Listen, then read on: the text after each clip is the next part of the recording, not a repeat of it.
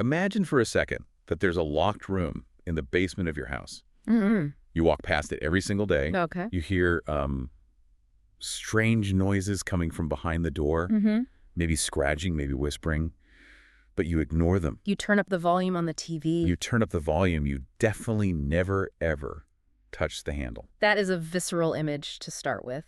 And usually in that scenario, the harder you try to ignore that door, the louder the banging gets. Exactly. Because, deep down, that whatever is locked in that room is actually part of you. Welcome back to the Deep Dive. It is. Today, we aren't just talking about horror movies or haunted houses. We are tackling the concept of the shadow self. Those parts of ourselves we hide, repress, or deny. It's the ultimate confrontation, really. The thing you're running from is, in fact, yourself. And to figure out what happens when you finally stop running and, force that door open, we have a really unique stack of sources today. A fascinating mix. We're weaving together the psychological framework of Carl Jung, the heavy-hitting philosophy of Friedrich Nietzsche, and 3 very different pieces of art that bring these theories to life. And they are so different. We're bringing together the dystopian nightmare paintings of the Polish artist Zdzisław Beksiński. We also have the poetry of Segay Bakırdöven, which acts as this crucial bridge between the art and the philosophy. Right. And this is one I'm really excited about. We are connecting it all to the psychological horror video game Silent Hill 2. It sounds like the setup for a strange dinner party. It really does. Nietzsche, a surrealist painter, a poet, and a video game character walk into a bar.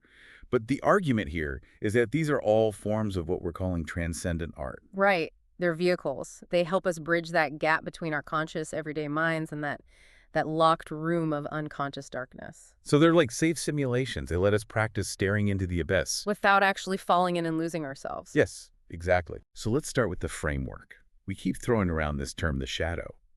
I think in pop culture, people hear that and they think evil twin or Jekyll and Hyde, the villain. Right. But Carl Jung didn't see it that way, did he? Not exactly. See, for Jung, the shadow isn't necessarily evil in the way we think of, like, criminals or monsters. It's simply the rejected. The rejected. Think about when you're a toddler. You are whole. You scream when you're mad. You run around naked. You're selfish. You're creative. You're loud. All the good stuff. But then your parents and society start saying, no, don't do that. That's bad. Big boys don't cry. Nice girls don't get angry. Stop making that noise. Exactly. So you don't actually stop feeling those things. You just take those parts of your personality, the anger, the selfishness, but also sometimes your raw creativity or your power, and you shove them into an invisible bag that you drag behind you. That bag is the shadow. I love that invisible bag analogy. It's so perfect. You're walking around thinking, I'm a nice, polite person. Meanwhile, there's a rabid raccoon thrashing around in a sack behind your back, knocking over vases. And you're just whistling like nothing is happening. Yeah. And the heavier that bag gets, the more tired you become. Jung argued that the shadow is a moral problem. You cannot be a whole, integrated person if you pretend the bag doesn't exist. It'll rip open eventually. It will. You have to open it yourself before that happens. Which sounds healthy in theory, like something you'd hear in a wellness seminar. But in practice, it's terrifying. Which brings us to Nietzsche. Because if Jung tells us what the shadow is, Nietzsche tells us how to deal with it. And he wasn't exactly known for his gentle, comforting advice. No, Nietzsche is the sledgehammer here. He specifically talked about the destruction of the ego or breaking idols. And when he says idols, he's not talking about golden statues in a temple, right? He's talking about something internal. Precisely. Your persona, the mask you wear for the world, the nice person you pretend to be, that is an idol. It's a false god you worship. Okay. Nietzsche argued that to find truth, you have to be willing to destroy your illusions. You have to smash the idol. This is where that famous quote comes in. Oh, the abyss quote. The one everyone knows. When you gaze long into an abyss, the abyss also gazes into you. Most people quote that to sound edgy on the internet, but in this context, it's actually a warning, isn't it? It's a huge warning. It's saying that this process changes you. It destroys who you think you are to reveal who you actually are. That's violent. It is a dismantling of the self. It's not a polite therapy session where you cry a little and feel better. And we actually have a direct connection in our sources. Segay Bakırdöven's poetry, which we'll get to, explicitly references this. There's a line about breaking idols in the twilight. Which is a clear nod to Nietzsche's book, Twilight of the Idols. It sets the stakes for this entire deep dive. We aren't just looking at spooky art today. No.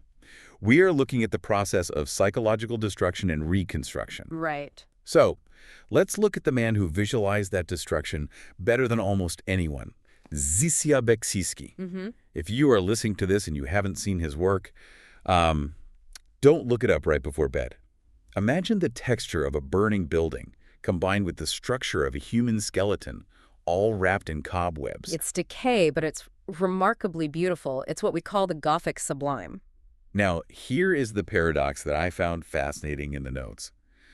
We're about to analyze him through this deep Jungian lens connecting him to the shadow, the unconscious. Right. But Beksiński himself, he would have hated this conversation. You would have. He famously said, meaning is meaningless. He refused to title his paintings. He claimed he was just photographing dreams. He did. He wanted to avoid interpretation at all costs. He thought asking what does it mean ruin the experience. But here's the thing about the unconscious. It speaks anyway. It speaks whether you want it to or not. That is the definition of surrealism. He is bypassing his own logic filter. So even if he says it means nothing, the symbols he's painting are universal archetypes. He's tapping into the collective unconscious. Okay, so let's test that theory. Let's look at the painting referred to in our notes as Untitled 36. This is the one with the, well, I don't even know what to call it, the creature. The humanoid figure crouching in the burning city. Right. It's on the ground, on all fours almost. The background is this apocalyptic firestorm, just ruin and smoke. But the disturbing part is the figure itself. It's got this emaciated, almost gray body, but the head is completely wrapped in bandages. And where the face should be, there's just this single wet red splotch. It is visceral. It's hard to look at. It is. But if we apply Jung here, what are we looking at? Is this the shadow? We are looking at a wound that cannot heal. Think about the invisible bag again. If you repress a trauma long enough, if you wrap it in bandages and hide it from the light, it doesn't go away. It festers. It festers. It deforms you. That creature is blind, it's wounded, and it's surrounded by a world that is falling apart. That is exactly what it feels like when repressed trauma starts to surface. Your internal world catches fire. It catches fire. It's a portrait of the shadow in its most painful, damaged form. It's not a monster trying to hurt you. It's a part of you that is hurting. Precisely. And then you have Untitled 50, which feels quieter but somehow creepier. You've got this tall, old, blind figure, and it's holding onto the back of a wolf. A black wolf. And look at the sky in that one. There's an eclipse happening. The sun is being blocked out. In Jungian symbolism, the sun is almost always the ego, the light of consciousness, rationality, the part of you that makes plans. So an eclipse symbolizes the shadow overtaking the light. Okay. And looking at the figures who is in charge. The human isn't walking the dog. The human is blind and helpless. The animal instinct, the wolf, the shadow is leading the way. That is a terrifying realization. It's admitting that the thing you've been hiding is actually the one driving the car. Yes. You think you're in control, but the wolf is leading you through the dark. Precisely. But my personal favorite for this discussion, and the one that offers a glimmer of hope, or at least resolution, is Untitled 23. It's two skeletal figures embracing. Embracing is a nice word for it. They look like they're fused together. You have a larger skeleton, maybe a parent holding a smaller one, but they don't have skin. It's just muscle and bone. It looks painful, doesn't it? It's not a happy hug. No. It looks desperate, Yeah. like they're clinging to each other in a dust storm. This is the visual definition of integration. You have the conscious self finally embracing the repressed shadow, the inner child that starved in the dark. Jung says this process isn't a joyful reunion with balloons. It's melancholic. It requires suffering. But they are holding on to each other because they realize they are the same entity. They're acknowledging the shared pain. Exactly. You can't separate the art from the artist's life here either. Yeah. I mean, reading Beksiński's biography is just tragic. His wife died, his son committed suicide, and then he was eventually murdered in his own apartment. It is a tragedy of Shakespearean proportions. And while he painted many of these before those specific events, critics often talk about his work tapping into the living past. The living past. It's like his art was a memory of something terrible that hadn't happened yet. He was painting the atmosphere of grief before the grief arrived. That idea of the living past and capturing the atmosphere is a perfect segue to our next source. We have the poetry of Segay Bakırdöven. Now, these aren't just random poems we found. These were written specifically as a response to Beksinski and Nietzsche. It's like he's functioning as a translator between the paint and the philosophy. It serves as a lyrical bridge. Beksinski gives us the image. Bakırdöven gives us the stakes. He takes the silence of the paintings and gives them a voice. Let's look at the poem dedicated to Beksinski. He uses vivid imagery like dark wall of the soul and lava of colors. Lava of colors is such a perfect description of Beksinski's palette. It's all burnt orange, rust, ash, and glowing embers. It feels hot and destructive. But the line that stood out to me, the one I want us to unpack, was masochistic harmony. That feels like a direct link to that skeletal hug we just discussed. It is. Think about those two words. Harmony is the goal. Wholeness, peace. But masochistic implies enjoying or enduring pain. Right. It suggests that confronting the shadow is painful. It is masochistic in a way, but it is the only way to achieve harmony. You have to be willing to hurt yourself to heal yourself. There is also a really interesting image in there. The red mandala waiting for you in the sky where the tree of life looks. Yes. Now, the mandala is a classic Jungian symbol of the self, of total wholeness, of order within chaos. So amidst all this chaotic, nightmarish imagery in the poem, The lava, the dark walls. Bakırdöven is planting a flag. He's saying there is a center. We aren't just suffering for the sake of suffering. We are suffering to find that red mandala. We are breaking the ego to find the self. But then we get to the poem dedicated to Nietzsche, and the tone shifts. It feels more like a warning label on a bottle of poison. The title translates to, While Breaking Your Idols. This one captures the danger we talked about earlier. It talks about breaking mirrors beyond the ego and the vortex of nihilism. But there's one line that hits incredibly hard. Which one? If your soul dies now, never give me your science. Never give me your science. I stopped on that one too. What is he saying there? Is he anti-science? No, not at all. He's connecting back to Nietzsche's abyss. He's saying, if you destroy your illusions, if you break your persona, but you don't have the spiritual or psychological strength to survive the process, You fall into the void. you fall into the void. You become a nihilist. He's saying that intellectual knowledge, science, facts, logic is useless if your soul is dead. You need to be able to survive the surgery. So Bakırdöven is basically saying, be careful what you dig for. Make sure you can handle the truth before you ask for it. Exactly. Breaking the idol is easy. Living without it is hard. Which is the perfect setup for our final subject.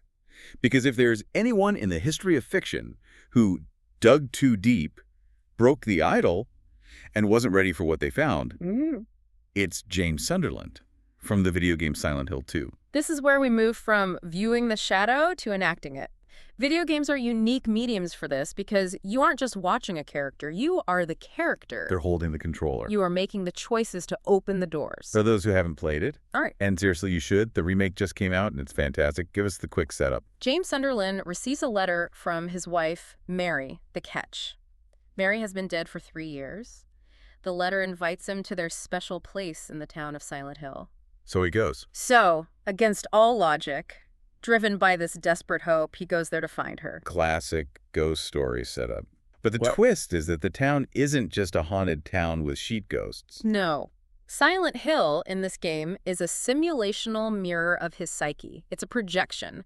The town takes the contents of his unconscious. That invisible bag. That invisible bag James is dragging and manifests them as physical monsters in locations. The fog isn't weather, it's his own denial. I remember playing this and being so frustrated by the level design initially. You were constantly jumping down holes. Like you jump into a grave, you land in a hallway, you find another hole, you jump down that one. It feels endless. That is brilliant design, though, isn't it? It is the Jungian descent. He is literally dropping deeper and deeper into his own unconscious. You can't climb out. The only way out is through the bottom. He has to go all the way down to the repressed core. And what's waiting at the bottom? Pyramid Head. The executioner. Just looking at this thing. It's a man with a giant, rusted metal pyramid covering his head, dragging a massive knife. It is terrifying. But he isn't just a generic slasher villain, is he? He's not Jason Voorhees. No. If we look at this through the lens the shadow, Pyramid Head is James. Right. Or rather, he's James's desire for punishment. Right, because, and massive spoiler alert for a 20-year-old narrative, James didn't just lose his wife to sickness. No, he killed her. He suffocated her with a pillow on her deathbed, ostensibly to end her suffering, but really to end his own burden. And he repressed it. The guilt was so immense that his mind snapped. He repressed the memory completely. He hid it in the bag and convinced himself she died of the disease 3 years ago. But the shadow knows. The shadow always knows. The shadow demands justice. So, the town creates Pyramid Head to hunt him, because deep down, James believes he deserves to be executed. He created his own punisher. That puts a whole new spin on the boss fights. You aren't fighting a monster, you're fighting your own conscience. Exactly. And then on the flip side, you have the character of Maria. The anima. She looks just like his dead wife, Mary, but she's sexier, she's more lively, a little meaner. She represents the aided desires. She is the delusion. She is the lie James wants to believe that he can have his wife back, but a better version of her, without the sickness, without the baggage. She is the idol. She's the idol that Nietzsche says must be broken. James wants to stay with Maria because it's easier than facing the truth about Mary. And the game actually quotes Nietzsche. I couldn't believe this when I saw it in the source notes. There is a memo you find in the hospital level. Yes. It reads, "He who is not bold enough to be stared at from across the abyss is not bold enough to stare into it himself." That is so on the nose, it's almost breaking the fourth wall. It is the key to the whole story. James cannot leave the town until he stares into the abyss of his own actions. He has to admit, I did this. He has to look at the monster and say, you are me. Exactly. And the ending reflects that catharsis. There's this moment where he finally accepts the truth. And the monsters, they just sort of give up. In one of the specific endings, the in water or leave endings, the two pyramid heads actually commit suicide. They impale themselves on their own spears. Why? Because their job is done. The psychological need for punishment has been met because the conscious mind has finally accepted the truth. The shadow has been integrated. The executioner is no longer needed. It's incredibly heavy stuff for a video game. It elevates the medium entirely. It is transcendent. It does exactly what Beksinski's paintings do, but it forces you to participate. So let's bring this all together. We've got Beksinski's nightmare visuals, Bakırdöven's warning lyrics, and Silent Hill's interactive therapy session. How do these really connect for us, the listeners? They connect through what Jung called the transcendent function. This is the idea that by bridging the conscious and unconscious, we achieve a new level of wholeness. Think of it like this. Beksinski provides the atmosphere of the unconscious. He shows us what the room looks like. He visualizes the invisible bag. Okay. Bakırdöven articulates the stakes. He tells us why it's dangerous and why we must do it anyway. He links the imagery to the philosophy. And Silent Hill. And Silent Hill 2 simulates the process, the descent, the fight, and the eventual acceptance. They all use what we call Gothic elements, ruins, darkness, death. But the argument here is that they aren't using them just to scare us. No, they are using them to heal. That is the core takeaway. Correct. Gothic art replays the past and exposes the wounds so we can finally treat them. It's like lancing a boil. Ugh. It's gross, it hurts, but it's the only way to get the infection out. There's a really interesting point brought up in a Reddit discussion about Beksinski's art included in the notes. Someone mentioned the concept of mea culpa Latin for my fault. Yes. This ties it all together beautifully.